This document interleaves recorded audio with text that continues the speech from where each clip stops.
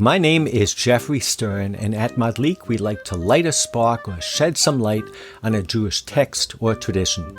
Today, with Rabbi Adam Mintz, I'm excited to share a recent Madlik Clubhouse event where we used the death in service of Aaron's sons to explore how synagogue services might change when they reopen. So with apologies to Soren Kierkegaard, sit back and listen to prayer and services and the sickness unto death.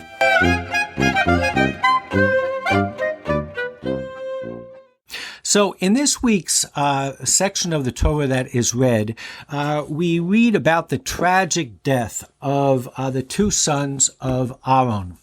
And I'd like to begin my insight into what we're going to discuss with a joke.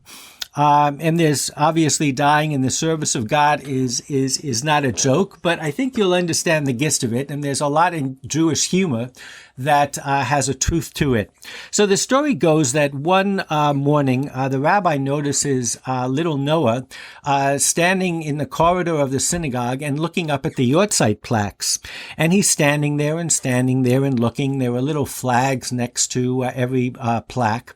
And so finally the rabbi moseys over and he says, Noah, what is it that is intriguing you? And so Noah says, well, could you explain what these plaques are for? And so the rabbi says, well, these are for congregants who have died in service. And so Noah looks at it a little more, and he goes, well, what service? The morning service or the afternoon service? So the reason that it resonates with me today is here we have a case of Aaron's sons who are dying in service. And I'd like to use this as an opportunity as we slowly but surely head back to our respective temples and synagogues. We have an opportunity to rededicate those temples and synagogues and to think a little bit more openly about what we do there and to make sure that we don't die in service, that what we do in our temples and synagogues is something that truly enriches us. And before I open it up to discussion, from my perspective, you could very easily say that the sin of Aaron's children was that they added to the service. So there are so many things about our services, whether it's the time they take or the different parts of those services that really over time have collected a lot of baggage. And it seems to me as we come back to our services now, we've been almost free of going to these temples and synagogues for so long that I think we have a right to say, well, let's take this as a fresh slate. So I'd like to open it up to you, Rabbi, first. You're a congregational rabbi. You've served at a large congregation. I understand now you're in the Upper West Side where there are many congregations. How, if anything, has either COVID made you look differently at how service should be, or just in general, what is your sense of what your congregants will be looking forward to the most, and where have you struggled with what you offer to your congregants? So first of all, thank you, Jeffrey. This is the perfect week to discuss this because you kind of get the feel that now that people are vaccinated, people are really grappling with your issue, which is it's time to go back to services. And the question is, what is it about the services that we like? And what is it that we think need to be changed? And I'll just tell you, Jeffrey, that it's interesting that we have, in our small synagogue now, what we have done is we closed for a few months when everybody closed. But we've been having a small service really ever since Rosh Hashanah, 6-7 months ago. And what we've tried to do is we've tried to abbreviate the service. So the whole service is an hour and a half. Usually the service is 2.5 hours. But this time the service is, now we have a service only for an hour and a half. And I want to tell you, Jeffrey, that one of the big issues that I'm grappling with is, do they have the patience to go back to a 2.5 hour service with a long sermon, with a long cantor? Or is there something about an abbreviated service that makes it, kind of more attractive to people? So I think, let me just raise that as the first question, and that's the question of length of service. Are we willing to go back to the regular length, or do we like the abbreviated? I think that's an amazing question and segue to one of the sources I put in the source sheet. And for those of you who follow on a regular basis, you can always go to my bio and see the Sophira source sheet that goes with this week's subject. And the source sheet that I bring is an amazing law that relates to the Kohen Gadol on Yom Kippur. And he has to read certain sections of the Torah. And we who have read Torah in synagogue know how important it is to actually read it from the script. This is not something that should ever be memorized or said by heart. But lo and behold, on Yom Kippur, the holiest day of the year, the Talmud teaches, the Mishnah actually says to the Kohen Gadol, when he gets to this certain verse, he reads it by heart. And the reason is, the Talmud asks, because he would have to turn or scroll the scroll, so to speak, in order to get to that further chapter. And it is not kavod hatzibur, it is not honor to the congregation to make them sit, well, this is what Rashi adds, sit passively without doing anything. So, and Rashi and Maimonides introduce a variation on kavod hatzibur, which is the honor of the congregation, with a word called tircha tzibur, which means almost tircha. How would you translate that, Rabbi? It's matriach, means to bother oneself. It's a grating, almost onerous task. And so both of these relate. I would say you're not allowed to inconvenience the congregation. Perfect. So, and they both relate to exactly the point that you discussed. Time.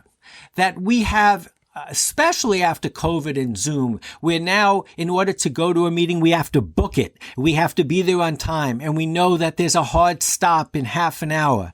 And I've always thought this way about why is going to synagogue in Israel so different than going to synagogue in the States. In Israel, you get there, they get it done, you go, you leave, maybe it's a hotter community, and you get on with your day.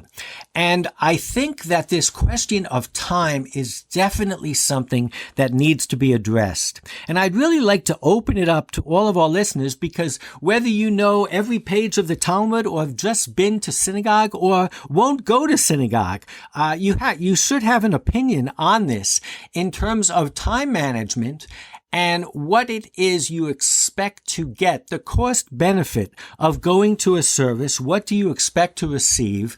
And is that, I think, the most primary concern, or I would say illumination or idea that has come to us as we propose going back to synagogues? Is it lessening the amount of time that we need to spend there? So raise your hand out in the audience, and I'll be sure to call on you. But Rabbi, what are you going to do about it? So I'm not. The answer is I'm not sure, and I'm watching what other synagogues are doing, and I'm noticing that other synagogues are kind of quietly they're trying to restore the service to the way that it was. And I want to, Jeffrey, raise an interesting question. And that's a question related to the source that you mentioned about tircha d'tzibura. And that is the idea of doing things the way we always did them. Is there some value to that? You know, the service has always been a certain type of service, a longer service. Does that make it better? Or do we look at COVID as an opportunity to improve? You know, in the traditional Jewish way, Jeffrey, I think we would say that, you know, the Jews have basically survived pogroms and, and pandemics and all these terrible things. And somehow our Judaism looks the same as it's looked for the past 1,500 years. But maybe that's not the best way. Maybe we need to see these changes, these challenges, as a way to make things better, not just to go back to the way things always were. I think that's an amazing comment.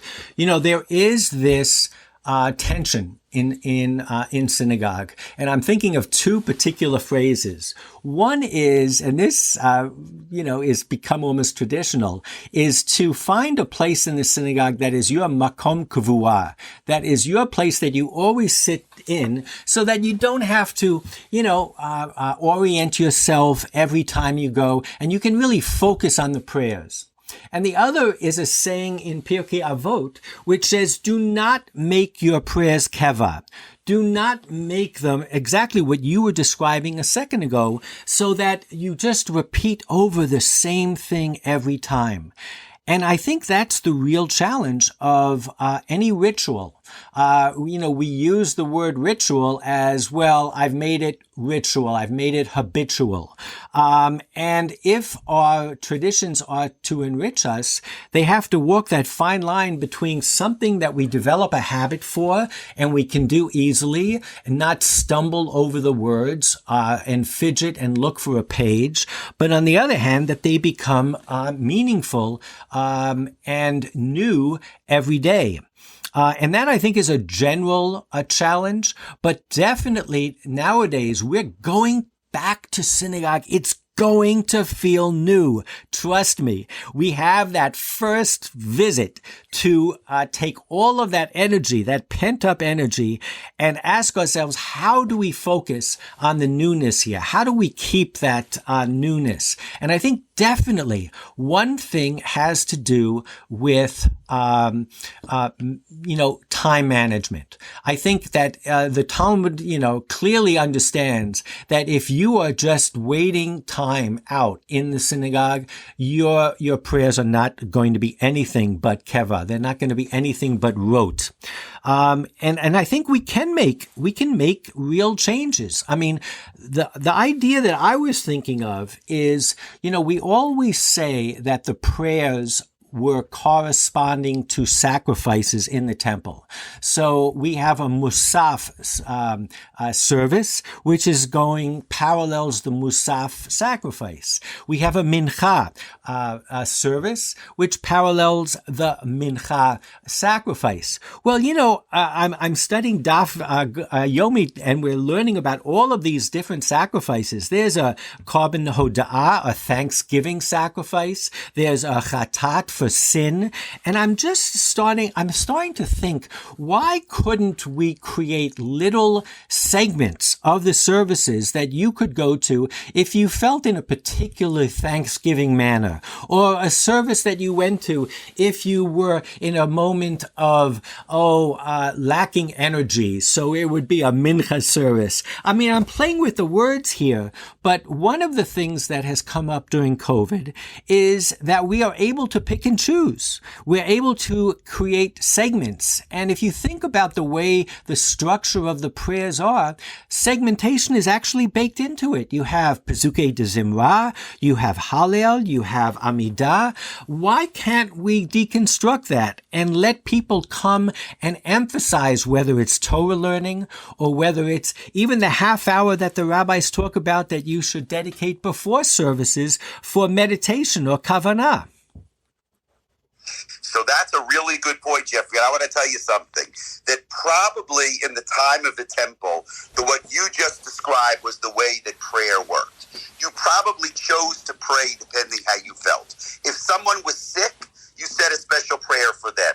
That was your prayer. If you needed, success in business, then you said that special prayer. If you wanted to give thanks to God, you gave that special prayer. If you were depressed, you had another prayer.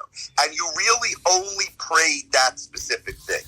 Rambam writes that the reason the prayer became fixed the way you described the keva is only because people weren't creative enough to know how to create their own prayer. And therefore, the rabbis had really describing is to go back to the original. Now, that requires a lot of hard work from people because it's hard to think about what you want to pray. It's much easier this afternoon to pray Kabbalat Shabbat, the same thing you did last week and the week before that and the week before that.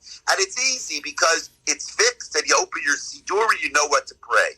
But it may not be relevant to us. We may not feel it.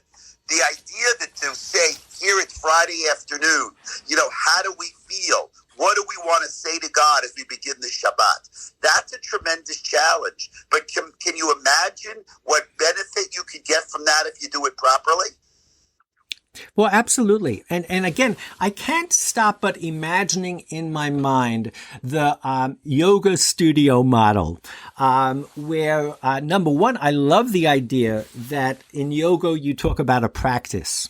We all talk about practice makes perfect, but the idea, similar to what you were just saying, that it's a process. And but I do think that not only is there a question of can we slice and dice up the service and so have it for different people at different times, different needs and wants, but also maybe get away, and this maybe also resonates with a Zoom mentality, from necessarily having mass meetings. This large sanctuary, this uniform service where you're mixing people who are knowledgeable with people who haven't been to a synagogue before, people who find calling out a page number a distraction with people who need the guidance of a page number. And I'm just wondering, maybe our synagogues need to be reformatted so that we have little groups and leadership has to be distributed more. No offense to you, the rabbi at the top, but the idea of having different smaller groups where the focus can be on a different emotional need or response, a different level of learning or understanding, all of these different goals. And I think it's what they call in the business world the long tail. Instead of just offering a mass homogenized offer, to be able to offer things that are really particularized and personalized for the individuals who come. I believe we've got to do something, and the opportunity is so powerful. I think back to the synagogue of my youth that had five minions going on. There was a learning minion, there was a hashkama minion. Maybe that's part of the solution that we need. So that idea of giving options, so that is a way of dealing with this and saying that it's too hard to ask every individual to create their own service. That's not realistic. But we can create multiple kinds of services. You described the Israeli model, quick and done. That's kind of more in the hashkama model of your youth, which is you come early, you get it done, then you go home and you have your day.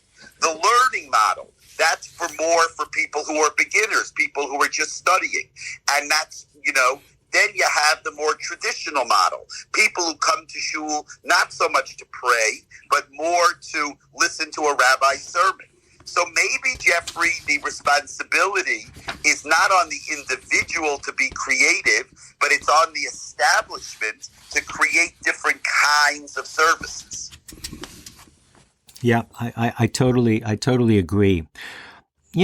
I'd like to get back a little bit to how we started with the sons of Aaron and what they did wrong and what the different interpretations are, and even maybe Aaron's response, because in all of the different clubhouses throughout the week, those were the big subjects of discussion. Why were his sons Nadab and Abihu, why were they killed? And two, what was Aaron's response, it says he was silent. And as I was going over all of these texts today, I couldn't stop but seeing whenever it described the challenge of a service was when this tircha de tzibur and kavod tzibur all had to do, and all the texts said people sitting silently. And they saw the challenge of silence. But there's another text that came to mind, and it's extremely powerful, and I'd love to share it with you. And it talks about a different aspect of silence. And it's in Barachot, and it talks about a certain individual who was in the presence of Rabbi Hanina. And he comes up to lead the service, and he starts by saying, Hakel, Hagadol, Hagibor, Vahanawar, God, the great, mighty, awesome, powerful. And then he continues, strong, fearless, steadfast, honored. He starts adding to these phrases of praise. And Rabbi Hanina waits for him to finish, and then he says to him, have you finished? And the guy said, yeah. He says, well, that's it. You have nothing else. And then he goes back and he says to him, we would have no right to pray at all had the members of the great Sanhedrin given us permission to pray. I mean, if you think about audacity, the audacity to praise God is pretty big. So he says we could only use these kel, hagadol, hagibor, vahanoah, these three adjectives, and anything more is heresy. And Maimonides quotes this piece of Talmud in the Guide for the Perplexed, and he sums it up with Psalms that says, praise, silence is praise to thee. That the ultimate praise of God is silence. And most of the discussions that I've seen on Clubhouse this week have talked about in reference to loss, in reference to Yom HaShoah, that the only approved response is quiet and silence, because what do we have to say? But if you look at the text from the perspective we are, which is from prayer to, maybe less is more.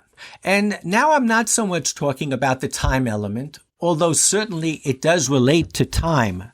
But we just have this, whether it's in the Seder or in services, every great poet who writes a piet ends up being in the siddur and staying there. Nothing ever gets taken out, and stuff keeps on getting added. There's more baggage, there are more customs, there are more services and all that. And I'm just wondering again whether we shouldn't have the humility and also the simplicity and that we've gained from this year in isolation to come back and maybe enable us to focus more, to have more kavanah for less rather than loss of attention for more. So Jeffrey, that point is great. And I want to tell you, you bring a proof from the Gemara, and I want to tell you a story from what happened to me in Shul.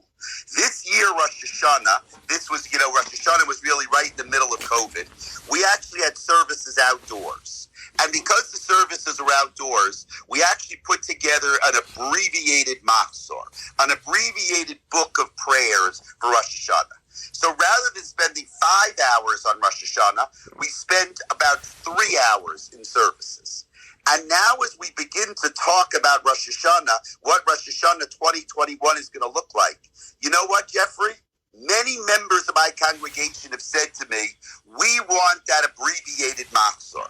We want to have that service. It was much more meaningful for us. We didn't say everything, but we were able to focus on what we said. And I'm really considering that. And I think that that's something, it takes a little bit of chutzpah to be able to say that we're going to change the Rosh Hashanah davening. But think about what kind of bang we could get for our buck, meaning what kind of added kavanah we could get if people could focus just on an abbreviated service rather than on a longer service. So I think that story is very much in line with the Gemara that you quoted.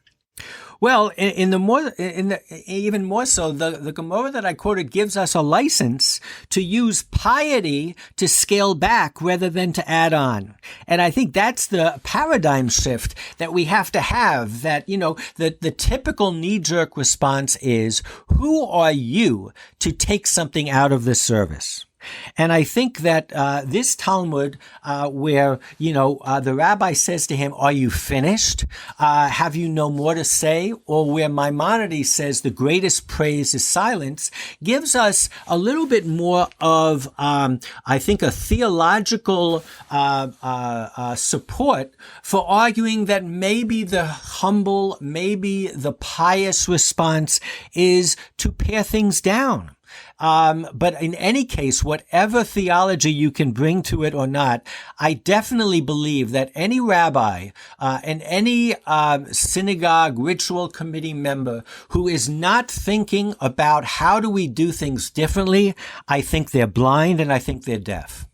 And I could not agree with you more. And I think that what's going to distinguish between the great leaders and the mediocre leaders over the next 6 months to a year are the ones who have a little bit of chutzpah to be able to really ask the questions that you're asking and come up with whatever answers is appropriate for their congregation. But I couldn't agree with you more.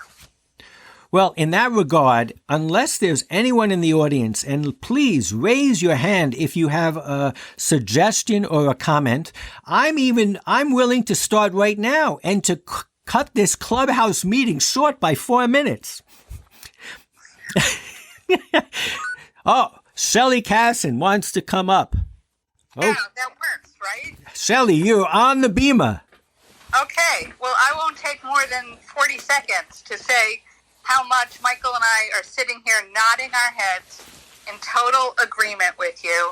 And the other piece of it, which you didn't get to, and you don't have to do it now, is that for many of us, in the conservative world, technology has played such a huge role, not just in the sense of everything being live streamed or whatever platform it's on, but in the sense of being able to join anything around the country. And if our local synagogues that we physically go to don't adapt, I think many will keep watching services and feeling that they're participating in services of other congregations anywhere around the country or even around the world.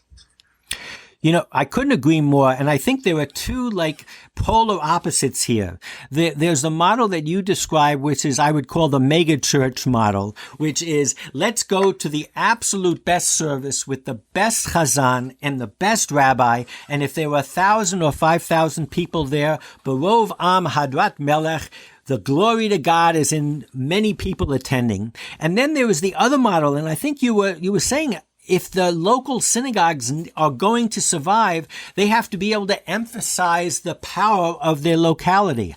I wanted to do my Zoom Rosh Hashanah with my congregation because I understand the power of Knesset, which is a place of people to meet. I wanted to see my friends. I wanted to see my rabbi with all of his twerks and cultural tics. But you have to work at it. It's not going to be the default position to go to. So I hope that this conversation continues. I think it needs to be had. I think there's a wonderful opportunity here, but if we don't do something, there's also a real challenge here that unless we give people a reason to come back, it's almost like buying online and going back to retail. You have to have a reason for people to come back into the store. So I want to thank you all for joining. I want to wish you all Shabbat Shalom. And I'm counting the days till I go back to my synagogue, but I definitely want to go back with some fresh ideas and some fresh energy. Thank you, Jeffrey, for raising these questions. They were really important questions, and I look forward to continuing the conversation. Shabbat Shalom, everybody. Shabbat Shalom.